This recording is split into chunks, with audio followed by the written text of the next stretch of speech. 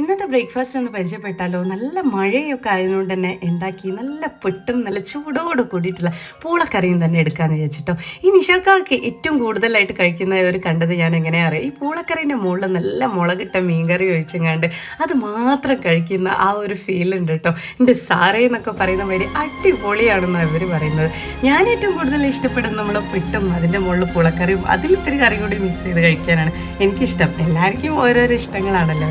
അപ്പോൾ ഞാനും ഹൈസയാണ് കഴിക്കുന്നതിനോട് ഞാൻ ഹൈസക്ക് ഒരു മീനും കൂടി വെച്ചിട്ട് ഒന്നിച്ച് മിക്സ് ചെയ്തിട്ടാട്ടോ കൊടുക്കുന്നത്. എങ്ങനെ രാവിലെ ചില സമയത്തേ കഴിക്കാറുള്ളൂ, പിന്നെ കുറച്ച് സമയം കഴിയണം, അപ്പോഴേ അവർക്കൊക്കെ നന്നായിട്ട് ഇറങ്ങുള്ളൂ കേട്ടോ.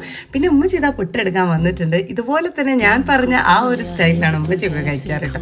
പുട്ടും അതിൻ്റെ മുകളിൽ കുറച്ച് പൂളക്കറിയും കൂടെ അതിൻ്റെ കൂടെ ഇത്തിരി മീൻകറിയും ഒക്കെ ഒഴിച്ച് നല്ല മിക്സ് ചെയ്തിട്ട് മഴയൊക്കെ കണ്ട് കൊലായി എന്നാണ് ഉമ്മച്ചി വലിയമ്മച്ചും കൂടി കഴിക്കാറ് കേട്ടോ.